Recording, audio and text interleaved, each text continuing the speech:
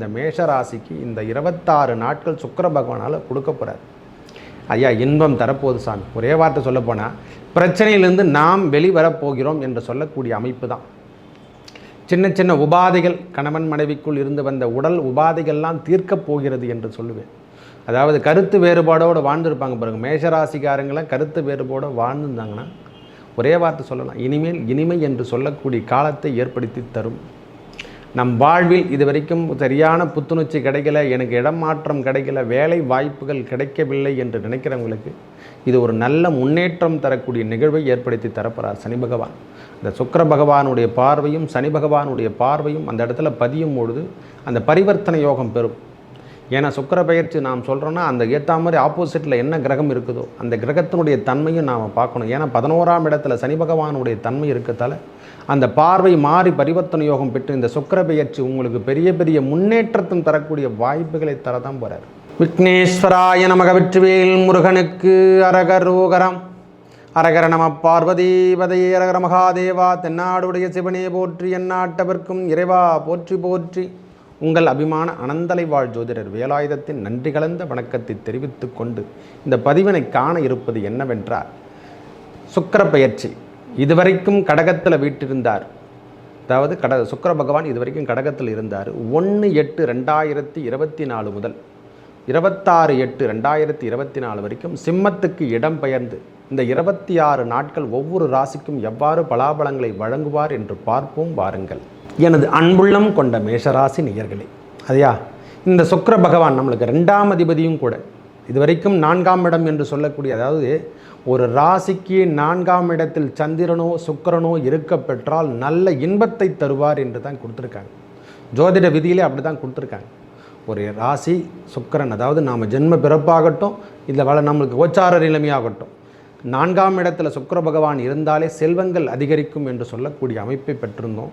இந்த மாதம் 5ஆம் இடத்துக்கு செல்கின்றார். அதாவது நம்ம ராசிக்கு 5ஆம் இடத்தில் இதுவரைக்கும் சுக்கிர பகவான் 4ஆம் இடத்தில் கடகத்தில் வீட்டிருந்து சின்ன சின்ன, அதாவது இன்பம் தரக்கூடிய நிகழ்வுகளும் வீடு சார்ந்த விஷயங்களை நம்ம முன்னெடுத்து இந்த மண் என்று சொல்லக்கூடிய அமைப்பை பெற்றிருந்தோம்.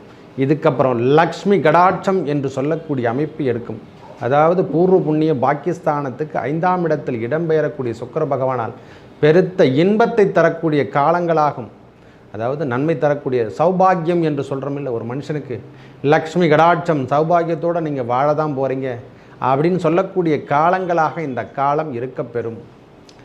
5ஆம் இடம் என்று சொல்லக்கூடிய இடத்துல நம்ம பகவான் ஏற்கனவே சனி பகவானுடைய வக்ர பார்வை ஏற்கனவே படிஞ்சிருக்கு. இதுவரைக்கும் தனிப்பட்ட முறையில் கிரகங்கள் அங்கே இந்த இடத்துல இல்லை. பகவானுடைய பார்வை நேரடியாகவும் இவருடைய பார்வை அவருக்கும் பரிவர்த்தனை யோகம் பெற்று இதுவரைக்கும் தீர்க்க முடியாத வந்த பிரச்சனைகள், இந்த கோர்ட்டு வம்பு வழக்குகள் ஏதேனும் இருந்தால், இந்த பூர்வீக சொத்துக்கள் இதுவரைக்கும் பிரச்சனைகள் ஏற்பட்டிருந்தாலோ அல்லது வம்பு வழக்கு என்று சொல்லக்கூடிய பிரச்சனைகள், நிறைய பேருக்கு டைவர்ஸ் பிரச்சனை இந்த மாதிரிலாம் போயிட்டுருக்கு பாருங்கள், அவையெல்லாம் தீர்க்கக்கூடிய நாட்களாக இந்த மேஷ ராசிக்கு இந்த 26 நாட்கள் சுக்கிர பகவானால் கொடுக்க போகிறார். ஐயா இன்பம் தரப்போகுது சாமி. ஒரே வார்த்தை சொல்லப்போனால் பிரச்சனையிலிருந்து நாம் வெளிவரப்போகிறோம் என்று சொல்லக்கூடிய அமைப்பு தான். சின்ன சின்ன உபாதைகள், கணவன் மனைவிக்குள் இருந்து வந்த உடல் உபாதைகள்லாம் தீர்க்கப் போகிறது என்று சொல்லுவேன். அதாவது கருத்து வேறுபாடோடு வாழ்ந்துருப்பாங்க பாருங்கள். மேஷராசிக்காரங்களாம் கருத்து வேறுபாடோடு வாழ்ந்துருந்தாங்கன்னா ஒரே வார்த்தை சொல்லலாம், இனிமேல் இனிமை என்று சொல்லக்கூடிய காலத்தை ஏற்படுத்தி தரும். நம் வாழ்வில் இது வரைக்கும் சரியான புத்துணர்ச்சி கிடைக்கல, எனக்கு இடம் மாற்றம் கிடைக்கல, வேலை வாய்ப்புகள் கிடைக்கவில்லை என்று நினைக்கிறவங்களுக்கு இது ஒரு நல்ல முன்னேற்றம் தரக்கூடிய நிகழ்வை ஏற்படுத்தி தரப்போகிறார் சனி பகவான். இந்த சுக்கிர பகவானுடைய பார்வையும் சனி பகவானுடைய பார்வையும் அந்த இடத்துல பதியும் பொழுது அந்த பரிவர்த்தனை யோகம் பெறும். ஏன்னா சுக்கிர பெயர்ச்சி நாம் சொல்கிறோன்னா அந்த ஏற்ற மாதிரி ஆப்போசிட்டில் என்ன கிரகம் இருக்குதோ அந்த கிரகத்தினுடைய தன்மையும் நாம் பார்க்கணும். ஏன்னா 11ஆம் இடத்துல சனி பகவானுடைய தன்மை இருக்கத்தால் அந்த பார்வை மாறி பரிவர்த்தனை யோகம் பெற்று இந்த சுக்கிர பெயர்ச்சி உங்களுக்கு பெரிய பெரிய முன்னேற்றத்தும் தரக்கூடிய வாய்ப்புகளை தரதான் போகிறார். அதில் எந்த மாற்று கருத்துமே இல்லை.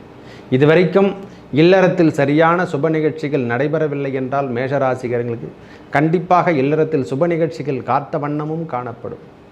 சின்ன சின்ன உடல் உபாதைகள் இருந்து வந்த பிரச்சனைகள், அதாவது சின்ன சின்ன உடல் உபாதைகள் கண்டிப்பாக இருக்கும்.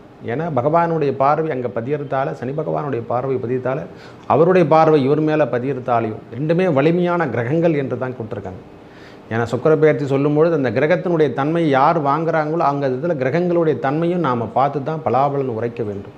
இந்த சுக்கிர பகவானுடைய தன்மைக்கு 5ஆம் இடத்தில் செல்லும் பொழுது இதுவரைக்கும் பூர்வ புண்ணியம் என்று சொல்லக்கூடிய பிள்ளைகள் வழி வந்த பிரச்சனைகள் எல்லாமே, அதாவது நாம் அதுக்காக ஃபீஸ் கட்டுறோம், கல்வி சார்ந்த விஷயத்தில் இதுவரைக்கும் முன்னெடுக்காமல் இருந்தால், கல்வி சார்ந்த விஷயத்தில் நாம் அதுக்காக ஃபீஸ் கட்ட முடியாமல் இருந்திருந்தாலோ, இல்லை நாம் அதுக்கு செலவீனங்கள் செய்யணும் அப்படின்னு நினைக்கிறோம்னா அந்த செலவீனங்கள் செய்யக்கூடிய பாக்கியம் பெறப்போகிறோம். நம்மளுக்கு செல்வங்கள் சேரப்போதையா, அதாவது வரவுக்கேற்ற செலவுகள் கண்டிப்பாக இந்த 26 நாட்கள் கண்டிப்பாக மேஷராசிக்கு இருக்கும். ஒன்றன் பின் ஒன்றாக நம்மளுக்கு வேலை சார்ந்த விஷயத்தில் இருந்து வந்த தொய்வான நிலைமைகள்லாம் மாறப்போதையா.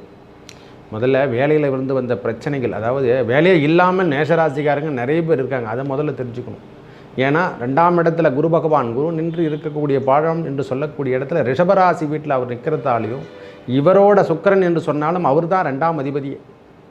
அதாவது கிரகங்கள் அமர்ந்திருக்கும் இடம் என்பது வேறு விஷயம், இருந்தாலும் 2ஆம் அதிபதி குரு பகவான் அல்லவா.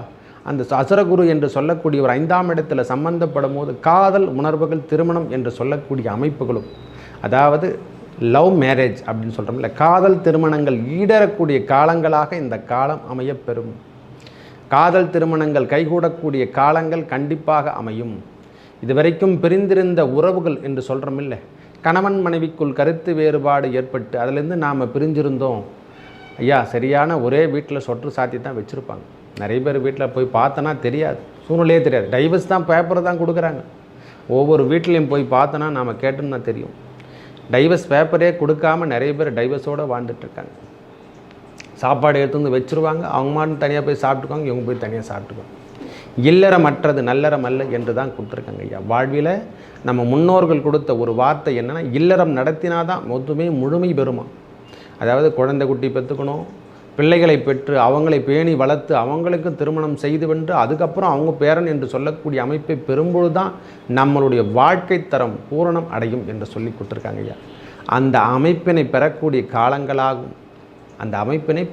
காலங்களாகும் நம்ம மூதாதையர் சேர்த்து வச்ச சொத்துக்களுக்கு, அதாவது எப்படின்னா சொல்கிறதுன்னா இந்த பூர்வ புண்ணியம் என்று சொல்லக்கூடிய நம்ம மூதாதையருடைய சொத்துக்கள் நம்மளுக்கு கிடைக்கிற மாதிரி ஒரு காலமும், எல்லாத்துக்கும் ரொம்ப நாளாக இழுபறியாக நிலைமை இருந்ததுன்னா அந்த எல்லாம் தான் ஒரு பிரச்சனையில் பங்காளிங்கள்லாம் நிறைய பேர் இருக்காங்க, தாயாதி பங்காளிகள்லாம் இருந்தாங்கன்னா அந்த சொத்துக்களில் இருந்து வந்த பிரச்சனைகளை தீர்க்கக்கூடிய காலங்களாகும்.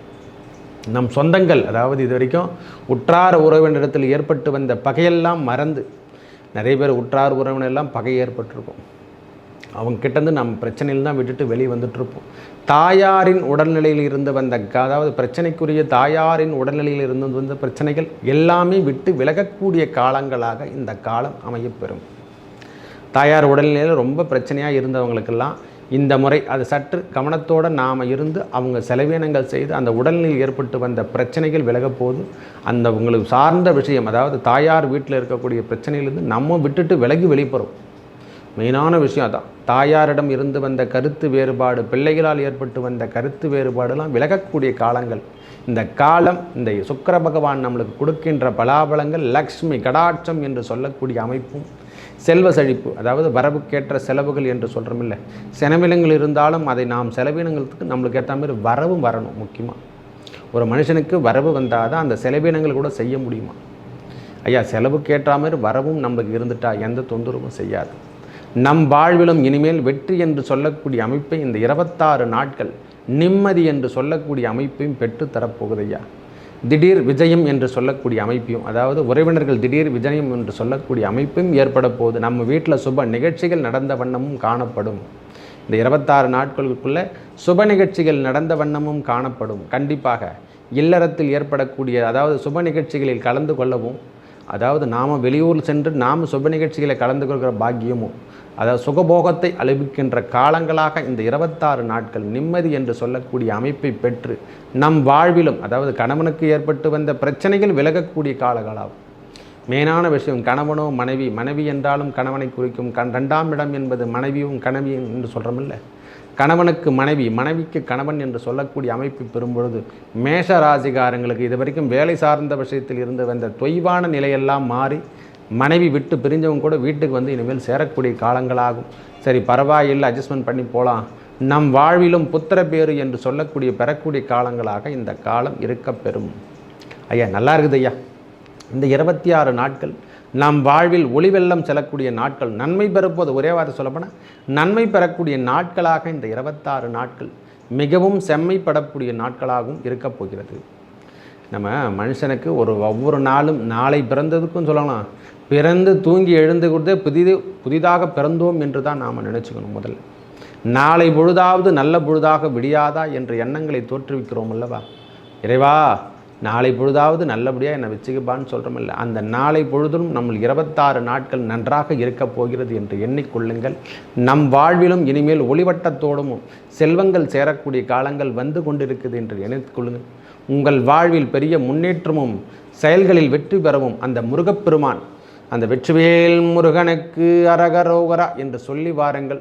ஓம் சரவணபவ என்று ஒரு நாளைக்கு 108 முறை எழுதின்னு வாங்க. மேஷராசிகாரங்கள், உங்கள் வாழ்வில் ஏற்பட்ட துன்பங்கள் விலகி நல்லதே நடக்கும். நன்றி, வணக்கம்.